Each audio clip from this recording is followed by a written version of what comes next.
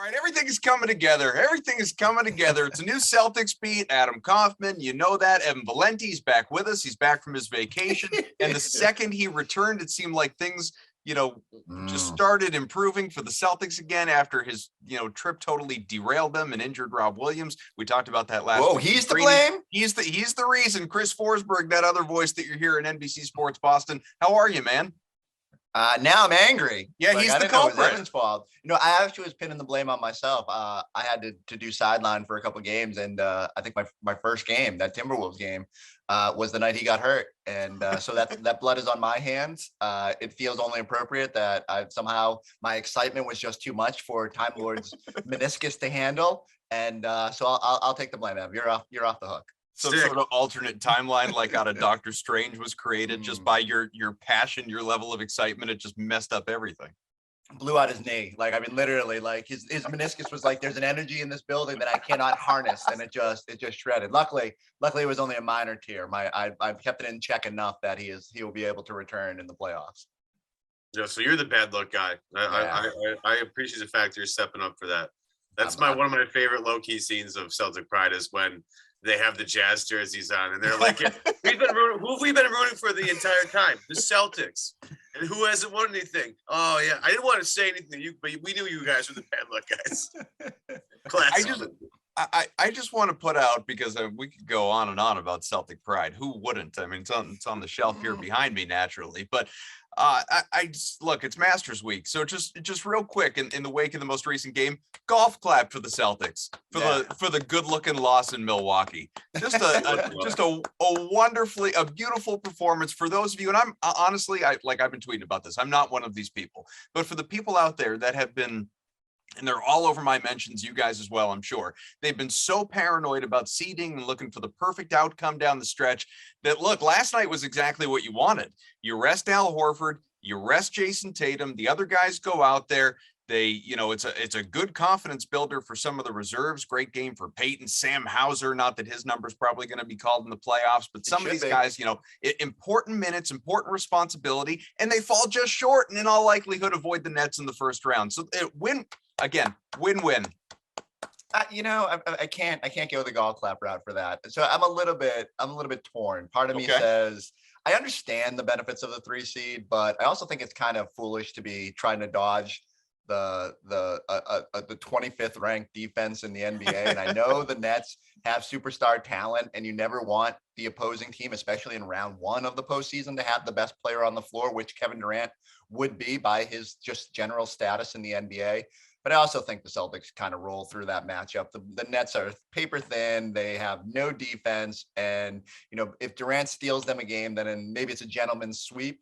Maybe Kyrie brings his sage one night and it's a 6-gamer. But I think we shouldn't obsess about that, because I think the Celtics, with the way they've played over the past 12 weeks now, have asserted themselves as the team that everybody else in the NBA should be going, man, we don't want to play them. And if I'm the Brooklyn Nets, I'd be like, maybe we lose that first game of the play-in and slide to the 8th seed, because we'd much rather face the Heat than the Celtics the way they're playing. But, whatever, if it ends up being 3, it's not the worst spot, as you say, especially after you saw what the Celtics did to the Bulls the other night. That's a fortuitous first-round matchup. The only part I hate is then having to play Milwaukee in round 2 and not having home court advantage. But as you said, maybe some of these role players got a little juice going up there and playing well here to close out the regular season. So what you just said about the Nets it's we've talked about it a lot on this podcast in recent weeks.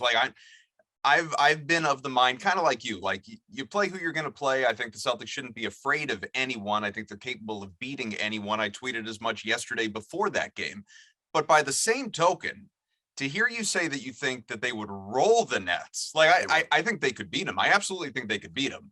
But when you've got Durant on the other side, you've got Kyrie on the other side, and there's always the revenge narrative with him, obviously. You have him able to play home games. You don't, in all likelihood, and we'll get to this, but you don't in all likelihood have Rob Williams in the first round, and you believe they'd roll Brooklyn. Yeah, Scal got on me about it last night because I said I think I went full steamroll, and he was like, you can't use that word when you talk about Kevin Durant. Has Kevin Durant ever been steamrolled in the playoffs? And I said, that's a great point. Like, I don't know, maybe like early Oklahoma City when they were all kind of just finding their way, maybe they had a bad playoff series, but certainly when he's been out there, it gives them a chance every night. That being said, like, their defense is trash. Like the way the Celtics are playing offense right now, the ball movement, the way they could exploit matchups, Ime's intricate knowledge of the inner workings of the Nets. Sure. I do not see that series being particularly close. Now, would Durant steal them a game? Of course. And I relent that it could go 6, it could go 7, whatever. But I just don't think it would be as close as, like, people have this fear that the Celtics would lose that series. And I don't know, like, nothing about the last 12 weeks should make you feel that way. And I'm all for easing the path, but I'm a whole lot more worried about the Bucks and how you line up with them potentially in round 2 than I am about whoever you got to go through in round 1. Well, at least it's not Toronto. Yeah. Well, I mean, you say that, but like, there's still some scenarios. It's true. So That's true. Here is actually what it looks like for anyone that hasn't been paying attention. And you've been tweeting about this. Everyone's been tweeting about this. 1 game left. It's Sunday in Memphis. Some of these dominoes are going to unfold even before that tip-off rolls around. But as we sit here right now, Seas have clinched home court, of course, in the first round of the playoffs. They're starting in about a week, so we'll have another show to preview that, whoever the playoff opponent is, before that rolls around. But they can still finish 2nd, 3rd, or 4th in the East, again, right now, as the Bucks, Sixers, Raptors, and, of course, the Seas, they're all jockeying for seeding. Mark D'Amico, who I think is fairly plugged in, tweeted this. I'm just banking on him being accurate. If the Celtics win on Sunday, they can finish no worse than the 3rd seed. If they win on Sunday and Milwaukee loses to either Detroit or Cleveland, Boston gets the 2 seed. If they lose Sunday and Philly and Milwaukee win out, Boston is the 4th seed. So again, the math, and you wrote this on Twitter earlier today, Chris, the math obviously favors a Celtics Bulls first round matchup. But what are we rooting for? What do we want right now? yeah, I think that's what you want, and again, you're kind of courting the Bucks there in round 2, but if you're making your first round life a little easier, maybe you're just like, you're going to have to go through them at some point, and maybe something wild happens on the other side of the bracket. Hey, maybe you're sitting here and thinking the Nets are going to push them pretty hard in round 1 if that's the 2-7 matchup, and that maybe you'll be able to pounce if you kind of cruise through round 1, which, based on the other night against the Bulls, would probably be the likelihood of how that plays out. So you can feel, I think, you can feel pretty good. Like, certainly I'll relent that it's the easier path drawing the Bulls. I think even Toronto, the problem with Toronto is you bring in all these storylines about who's eligible to go north, and it becomes more of a spectacle than it would be. And like, Siakam's playing better, and they're just a frisky team. That being said, the Celtics sent their JV squad up there and almost took a game when the Raptors really needed it in that stretch. So I feel confident with that matchup. That's why I keep coming back to. I'm not really worried about round 1. It's what happens from there. What happens, like, you're getting Rob back. How much of a boost does that give you? And like, how does that progress forward? And can this team get back to playing the elite level of defense we saw? And what does that do for you? So those are my bigger questions than how this all spills out in round 1. But I get it. Like, there's just in a normal year, we probably aren't thinking about all this, but the play-in's added a complication and COVID's added a complication. But I like Celtics Bulls is probably if you rewind the tape as much as like probably 6 weeks ago, I think, when they started asking us who's the ideal playoff team, it's the Bulls or Cleveland, because the Cleveland doesn't have any experience and can't play offense good enough to win a playoff series. And the Bulls are just so exploitable on defense based on their weak links on the court. Yeah, and then you have last night, of course, against the Bucks, where the Celtics don't have Horford or Rob or Tatum, and they go toe to toe with the Bucks in Milwaukee. So it's not like this Celtics team can't hang with Milwaukee either. I mean, second half really back to back too. Yeah, it's all going to come down to health and how healthy are the Celtics. If the Celtics are as healthy as they can be, I don't think they should be really afraid of anybody at this point. I've been so impressed with how they've been able to really fine-tune their offense. I mean, we all knew that this was going to be a defensive-heavy team.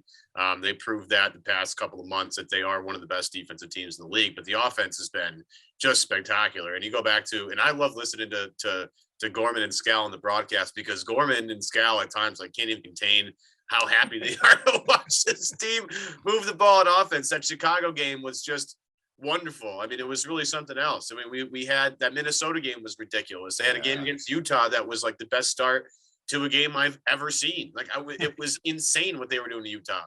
So I think offensively, this team is taking another leap, and be able to hang with, Toronto -4 of their starters, or to hang with Milwaukee -3 of their starters, is just really a testament to how well this team is coached up right now, how focused they are, and how well everybody understands their role. And I think as we head to a playoff series with the Bulls potentially here, I mean, that team, just look at my fingers on that one. That's going to be a nice, easy way to settle into playoff basketball.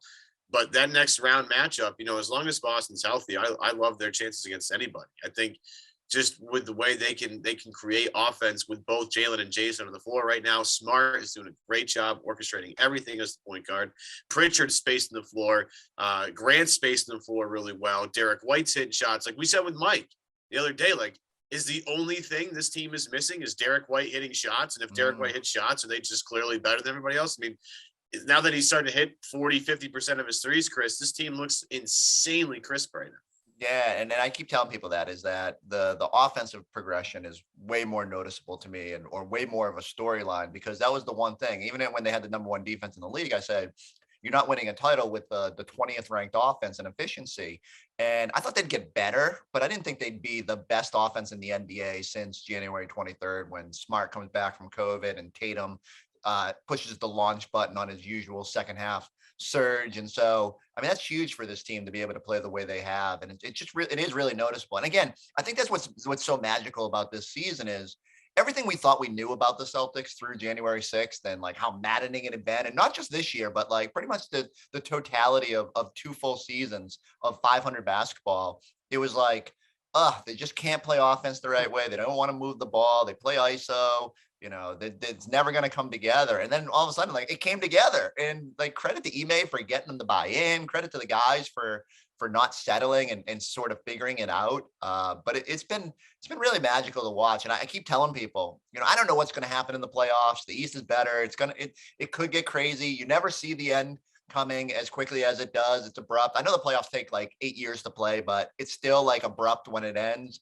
And but like, this has been something like I have never been a part of a season like this. Now, IT years were magical in their own way. I was around at the end of the 08 title run, and that was it special in its own way. But this is like so unexpected that I hope people take a moment to be like, hey, this is really fun. Like, let's enjoy this. Even the losses are good right now, which is just never happens. So take a minute. I keep thinking of Ferris Bueller, and when Matthew Broderick says light can move pretty fast. If you don't slow down and take a look around once in a while, you might miss it. And I'd hate for the last 41 games to just sort of be an afterthought, because we're all heightened expectations now.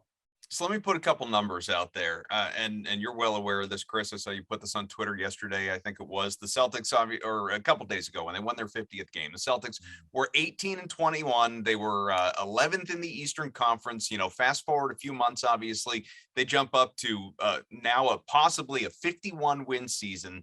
Second in the East could happen, obviously, whether you want third or not. They could finish in second in the East. It's their best regular season anyway, since going back to the 2017-18 season, which was a year of sort of magical, unrealized or Kyrie honeymoon moments. Yeah. Well, and Kyrie goes down, he gets hurt, Hayward goes down, and then it's the young guys, it's the Jays carrying them into a playoff run where they finished within minutes of beating LeBron in Game 7 of the conference finals. Very nearly, reached the NBA finals to play Golden State, a team that many people will still say to this day they think the Celtics would have won that series because of how Boston matched up with Golden State. It's people want to believe it. I'm not saying I believe it or you believe it or Evan believes it, but people out there, they've talked themselves into what that season obviously could have been. But we're sitting here, you outlined the turnaround over a few months. Your colleague and a friend of this pod as well, Abby Chin, she put out, courtesy of Dick Light the other day, that 17 blowouts of 20 plus points this season. That's the most since that 07-08 campaign. As we all know, Celtics won a championship. And I don't want to be that guy, Chris. There's already another Adam on the Boston airwaves that is that guy. But I feel like after the conversation we've had for the last 10, 15 minutes, I have to at least ask, I mean, we're sitting here ready to fire up the duck boats and let's have a parade, through Boston and everything. What's missing? What can derail this? What can make this go wrong? Despite all of us believing the ceiling is so high, even without Rob back yet. Yeah, so I think a couple things. One, the East is really good. Like, it's weird to sit here and say that the Celtics won't have the best player on the court in a handful of matchups, even though they have Jason Tatum, who might just be close to a top 5 player now. But when you have to go through Embiid and possibly Durant and obviously Giannis, like it's just tough. So I think that adds a complication to everything. The Bucks have been there and done it. That experience matters. Like, Tatum and Brown have gotten experience, but this core, still hasn't quite been as a whole been through it. So that sort of matters. I worry about crunch time offense. Not so much last night because you don't have your horses. Like, it's different if you had Jason Tatum out there in the final minutes. But just in general, they haven't played a lot of close games, and every game in the playoffs sort of feels like it's close. So Giannis is going to be good in those moments. Will Tatum and Brown rise to that challenge? I'm optimistic based on what we've seen, but it hasn't happened often enough in the handful of crunch time games they played. Ime is a first time coach.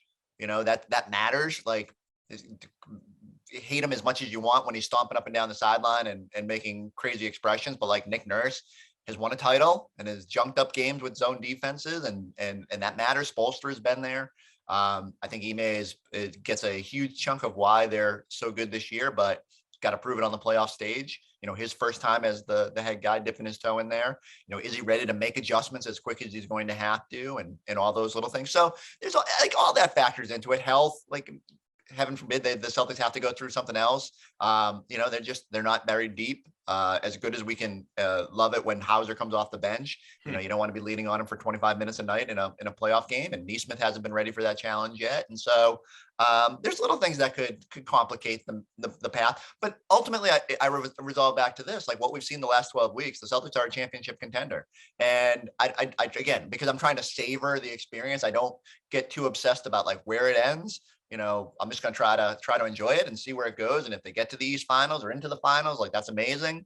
But that they're even there is just absurd on its own. So just as my dog is fired up about it too. So really excited.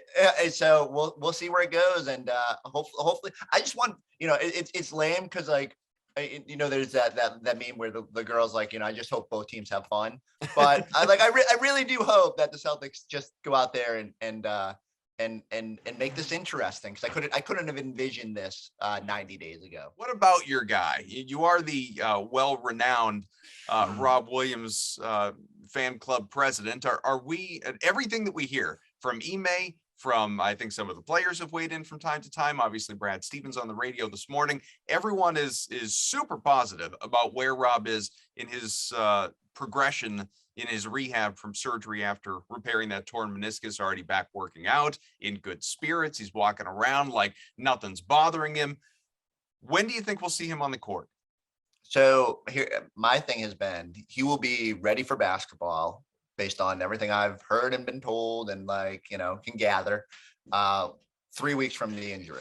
And so now they set a 4 to 6 week timeline for him. I think what that does is like 3 weeks, he's kind of ready, and then you're just ramping him up. And okay, how does he feel right there at that probably end of that 3rd week? Where are you? Are you in a game 6 or a game 7? Are you confident that Rob can help you even in a smaller dose at that point? And so they'll cross that bridge when they get there. Now, if they roll in the first round, it makes it easier. You're probably going to get 4 weeks until the start of the next round, depending on how quickly these first round series go. So, but I mean, the fact that everyone that I've talked to has sort of put it at the front of that timeline and not the back of it is really optimistic. Again, the fact that like less than 24 hours after surgery, he was in the facility and just, starting to get the getting some flexibility in there. Shows up at his press conference a couple of days later, clutching a basketball as if he's just like has no idea what to do with his hands otherwise. So yeah, I'm really bullish on the fact that if needed, he might be able to be. I mean, the guy played a playoff game against the Nets last year on 9 toes. I know everyone likes to kind of question his toughness and all that, and I can't get inside that body and tell you like what his knees must feel like, considering how athletic and explosive he is. But I know the dude wants to play, and it was probably tough just to even cross that bridge. Like you heard him say in his press conference that when he tore it, and it, he doesn't know at that point what's going on, but he's scared almost because he doesn't want to go find out. Like he doesn't want that bad news after the year he's had. So Rob will be out there when needed, and if the Celtics get to round 2, he's going to be needed. So I have full confidence. Now, the other thing I'll say is like I was really worried, like because I'm not a doctor and I don't know, like, do you tear your meniscus? Are you the same explosive kind of player? And everyone has told me, like, don't worry about that. Like he'll be able to do Rob things. And then he shouldn't have fear of it. It's just a matter of it's just a little bit of pain tolerance. That knee, like they took a little piece out and that's weird for your knee and you got to get used to it. And there's not as much cushioning in there now. And so it's just a matter of like how he's feeling. But I'm pretty bullish that he is going to be vintage Rob once he's ready to go. Yeah, with vintage Rob too, they're just a whole different animal. I mean, that's he unlocks a lot of what they do on both ends. I mean, his passing is big, as ridiculous. His cleaning up on the offensive rebounding of things is unbelievable, and it's something that they've clearly missed. A guy that can finish defensive possessions either with a block, a steal, a rebound. I mean, they've been able to. I've been impressed with how they've fared without him. Offensively. Shout out Tice. Yeah, I mean, Tice has been. And this is, I was actually really mad about this when people were like, why would they get Daniel Tice? And I'm like, do you understand that the improvement of backup minutes going from Cantor to Tice is an insane number? I mean, the amount of confidence I have in the fact that the offense defense can function as a whole with Daniel Tice there versus, Enes Kanter is unbelievable. They've needed the Tice trade. It's been wonderful to have him back. He had 23 last night. He had his career high. It's the familiarity with him and the offense and the players. It's really smart. Everything they've done this year from a team building standpoint has been really smart. They've had good development from guys. I mean, this has just been well put together. But Rob's the big key here. And if they have a healthy Rob Williams, they're a legit title favorite. If they don't have Rob, things are a little bit harder. But if they have Rob, with certain guys, whether it's Giannis or Bam, those guys that are bigs that just give Boston hell, and Bam gives everybody hell, and Giannis gives everybody hell. But having Rob as a guy who floats and can help out on weak side blocks, and can take on guards in the perimeter, like it just makes life a lot easier for you. And I'm trying very hard not to get too excited about everything. I'm trying to temper my expectations, but every quote you see and everything you hear, and including what you just said, Forsberg, like I don't know, I expect them to kind of be back way earlier than and way more effective than I would when it originally happened. And again, I was on vacation. I had both Greeny and Kaufman roasting me as I sit on the beach and not care at all. But it was a little tough to get through. My girlfriend thought it was hilarious. But since that, we've had some clarity on the injury itself and all. It's just been good news after good news after good news, and especially on a team where we've had nothing but bad news for the past 3-4 years.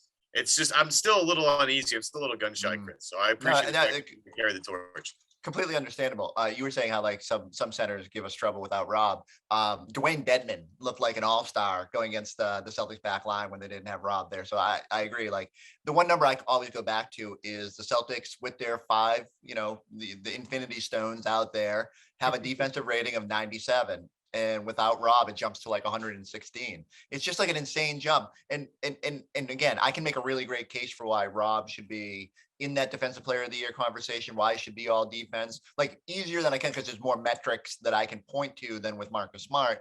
All that being said, like it's just, they need everybody healthy to have the most success. And that's why, I keep going back to Grant's Marvel Comics universe there, because that's what they need. If everyone's healthy, they have a chance. If they don't, it gets decidedly more complicated. But outside of maybe Tatum, no one is more important to this than Rob. And so really hope he can get out there and just do the stuff. Again, I hadn't been sidelined a lot. I hadn't been courtside. I've been in a studio for a lot of the last 2 years. That Minnesota game, the first 3 quarters before Rob got hurt, like I'd never, like not having seen the Celtics up close like that, I was like, oh my God, like this is insane. This is not the Celtics team that I last saw. And I'd been there in January for like a Pacers game. It like wasn't even close. If all those guys are healthy, they're as good as they've looked over these past 12 weeks. I want to mention this just before we get out of here, and we won't have a long conversation about it because I don't think it'll be relevant, quite frankly, in the playoffs because these teams, they won't be back-to-backs and all of that. And, I think there will be more of a preservation of health. But what do you attribute to, I'm trying to think of the right way to ask it. What do you attribute to the fact that, like, it drives me crazy, the fact that it seems like Ime, the sort of the only lingering Ime complaint I have right now. Playing guys too long? Oh, just it's like it's and I don't think this is true, but it's like he views his bench like the three of us are on it. Like there's just, it'll be 8 minutes left in the fourth quarter. They're up 26 points and he's got his starting five out there. Like, let's go. Let's like God forbid in that situation, Jalen goes down awkwardly when he doesn't need to be out there in the first place. And it's just fortunately they've avoided anything, obviously, but there have been so many instances of this during this run in the second half of the year. It drives me up a wall. So the couple things I would say is I agree. There are instances where I think he's gun shy. There was that one game early in the year. Portland, was it? Like somebody had a crazy comeback again, and they had put to your put starters back in. No, I know. Yeah, but like I think he hates that more than actually having to like scold the bench. Like it's annoying to have to get those guys like the downshift and then you have to throw them back out there. I think the other thing is I think his guys want to play. Like I honestly think there's been instances where, and Jalen said it's not true, but there have been times where he's gone back in with like 28 points and 5 minutes to play. And I'm like, that's weird. And then he gets 30 and all of a sudden he's back on the bench. Like that thing does matter to guys. And whether they should care about it or not, Ime is at least aware of it. And that's part of the reason he's a sort of a player's coach. He might push you hard, but he also understands that if you can get your games played incentive, or if you can get to a certain benchmark of points in a game, he'll let you go do it. And there's a balance there for me. Like I'm okay if the players just wants to play. Like guys want to play. And like I think one of the greatest things about Jason Tatum and why he should be in the conversation for more awards than even people are giving him credit for is the fact that he's available all the damn time except when he has COVID, and that matters. So I'm cool with it. I like when Rondo was assist chasing. That whole double-digit assist streak drove me nuts because it was so nothing, But it's things like guys wanting to go back in and finish off a game, and like, hey, if the player's on board with it. But yeah, I mean, there are times. Now I say that, but if Rob came back, I'd be like, put him in bubble wrap from 12 minutes on the clock if you have to, and you're up 15. So it's a balance, but Ime should trust those bench guys. Like Hauser's perfectly fine. He's gonna go shoot some rainbows to the moon and knock it down. And Pritchard, White, Grant, like these guys, they can carry in a fourth quarter with 8 minutes left and you're up 20 something points. I'm okay with that. Maybe they'll get a chance to do it on Sunday, depending on what you need to happen to come out of to get your preferred seating in the Eastern Conference. Yeah, I mean, Lord knows who's even going to play in that game, obviously, because like Ime said, Memphis is already locked into its spot too. But we'll find out soon enough. The next time we have one of these shows next week, it'll be a playoff preview. We'll look ahead beyond the play-in tournament, hopefully, and see who's coming up next for the C's. Should be a good time, and hopefully end on a high note, get to that 51 win season. We can just go in all positive and giddy and happy and green rimmed glasses and all that stuff, guys. If you're not watching the YouTube video, like Evan just hit the flex that Keon Dooling and Marquise Daniels used to do whenever there was like the Celtics were cruising back in the day. So yeah, someone's fired up for the playoffs. I need Keith's necklace though. That was legendary. When I think of successful Celtics era, I think Keon Dooling. All right, M. Valenti's back with us. Chris Forsberg, always a pleasure to have you, my friend. Watch him on NBC Sports Boston. Read his stuff as well. You may see him in studio, on the sideline. He could be anywhere. We're just trying to keep up with him. I'm Adam Kaufman. We'll talk to you again next week. Bye-bye.